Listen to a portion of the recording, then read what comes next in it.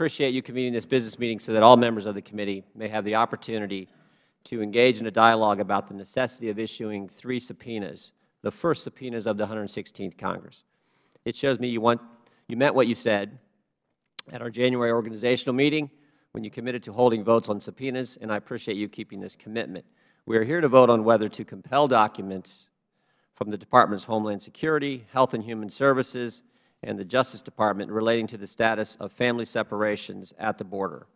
My understanding is that all 3 departments have been cooperating with your request, Mr. Chairman, so I was surprised when I learned you wanted to issue these subpoenas. The decision to issue subpoenas so quickly, Mr. Chairman, is, I believe, a rash decision. It is a hasty decision. It's a decision that will have negative consequences for the committee. Your decision will disincentivize entities from providing documents on a voluntary basis. They will just wait now for the inevitable subpoena. Let's be clear on the timeline here. You became chairman on January 3rd of this year, less than 2 months ago. The committee didn't organize until January 29th, less than a month ago. And on February 5th, you sent letters to the top legislative liaisons at these 3 respective agencies.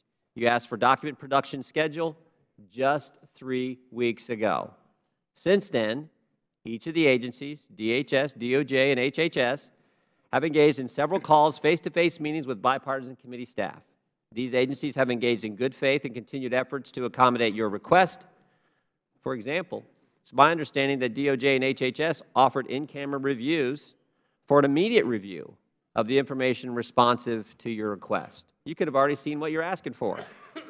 I also understand representatives from DHS had a bipartisan staff briefing in which they discussed the scope of your request to ensure an efficient production. Your staff agreed to review a data portal at HHS, but had to be rescheduled because the Federal Government was closed last Monday in honor of President's Day, and then again on Wednesday due to the weather. Despite those office closures, HHS produced nearly 800 pages of documents to demonstrate their intent to voluntarily comply with your request. Just last night, DHS produced 2,700 pages, right here, 2,700 pages of documents, also responsive to your request. Mr. Chairman, have you reviewed any of these documents? Have you even had time to review them? As you well know, the congressional oversight process takes time. We shouldn't rush to compel documents from the departments, especially when they are already complying with your request voluntarily. I worry the reason you are moving so fast here is because you are in a race. Looks to me the Democrats are eager to attack President Trump and this administration, and you didn't want to lay the groundwork. You just wanted to be first. Only a few weeks ago, the House Committee on Energy and Commerce held a hearing on this very topic.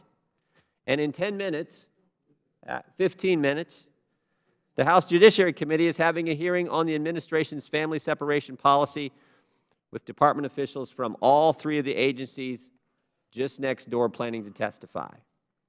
If you'd like to go over for that hearing, Mr. Chairman, I got to go over for it. You're welcome to come. Why is it that you want to hastily issue subpoenas? Maybe you want to be the first committee to issue a subpoena against this administration. Why not have a hearing first? Why not reschedule the document production hearing you postponed from 2 weeks ago? This does not seem like a fair and responsible oversight, and what worries me is that it seems to me like we're trending in the wrong direction.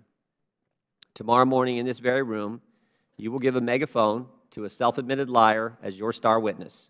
This is a man who has pleaded guilty to crimes of deception and fraud. Not my words. Read the sentencing memo from the Southern District of New York. You don't care about Michael Cohen's credibility issues because you want to use him to attack the President. You don't care if DHS, DOJ, HHS are voluntarily complying with your request. You want to attack the President's administration. So what's your next step here, Mr. Chairman? Are you going to hold a contempt vote in 2 weeks if the departments don't comply quickly enough for you? Or are you going to file a lawsuit in Federal court? At the end of the day, we must provide the departments with sufficient time. You've given them 3 weeks. Now look, I'll be the first to admit when agencies do drag their feet, when they stonewall us, like we experienced during the Obama administration, I understand that then there's a frustration and you want to get the documents. But by jumping to a subpoena after just 3 weeks of talking with the agencies, I think you're setting a bad precedent for this committee. I strongly urge you to reconsider your approach here, and I'll just add one more thing. There is something we could be doing instead of this business meeting. and Mr. Meadows and I have asked you to do this, we could be marking up H.R. 1, the Democrats' legislation to make fundamental changes to our election, campaign finance, and ethics laws. We've heard H.R. 1 may be on the floor next week, and we haven't even had a markup. All members are here. If H.R. 1 is so darn important, your first piece of legislation, why aren't we here marking it up? Mr. Chairman, you've spoken often about the importance of finding consensus and common ground. You've appealed to our better angels. You said we must have our own North Star. We need to put the integrity of the committee on higher ground. The subpoenas you are pushing forward today, I think, are premature, counterproductive, and unnecessary. After all, these agencies are already complying with your requests voluntarily. If you insist on proceeding, I will urge our members to vote against this resolution. Thank you, Mr. Chairman.